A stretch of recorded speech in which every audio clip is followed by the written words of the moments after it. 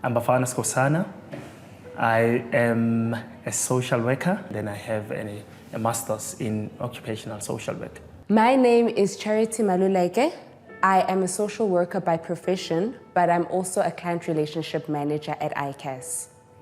Hi, my name is Navlika Ritanji and I am the Managing Director for ICAS Southern Africa. My background is that of a clinical psychologist, but I also have a degree in business.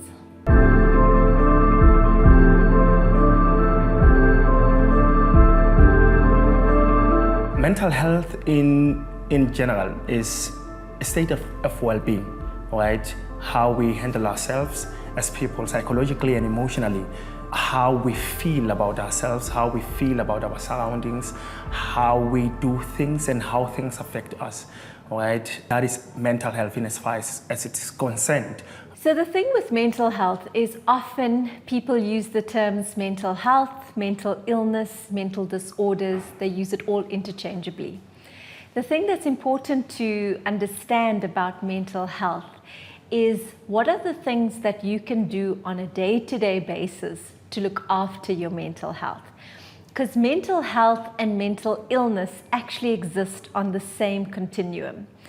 And it's the physical actions that you do on a day-to-day basis that helps you to balance this balancing beam and manage the polar opposites of mental health and mental illness. So your mental health is just basically looking at your emotions, your thoughts, your behaviors. And so for somebody that is struggling with mental health usually has issues with regards to those certain aspects, and you would need to get some sort of therapy or counseling that needs to happen to try and improve that person's well-being. You can look at mental health in many ways, right?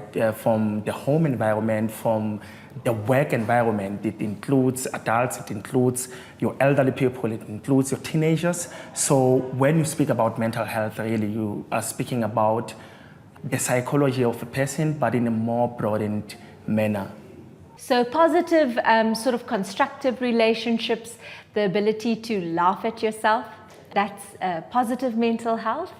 When you find it difficult to sort of process that you've made a mistake or that you've embarrassed yourself, that starts to then sort of work towards the polarized stance of mental illness.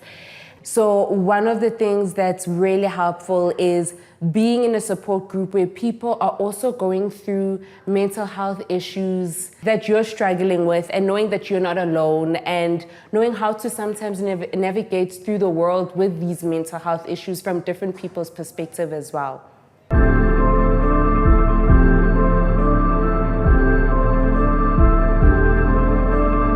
So again, with mental illness, this is again where you are struggling or you might have challenges in terms of your emotions, your thoughts and behaviors.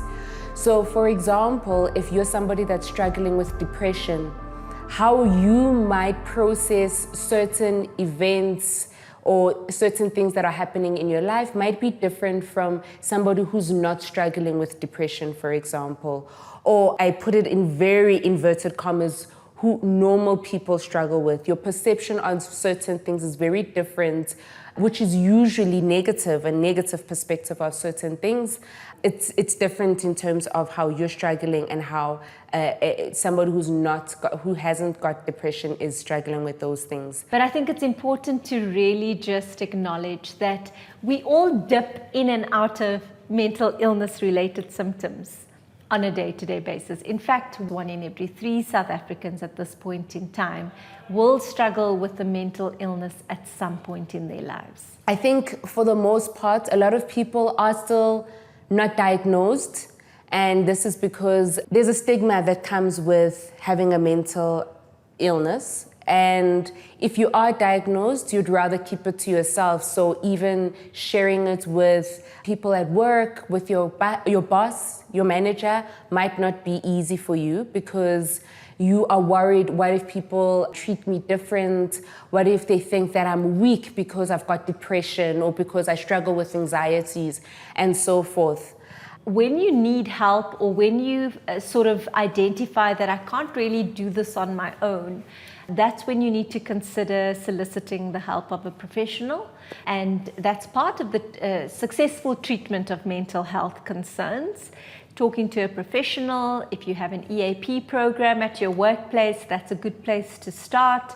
If not, there's so many resources available for people, but it really is about speaking out and understanding that you need help. It shouldn't be seen as a weakness. It really is a strength to be able to identify what it is that you need at that point in time.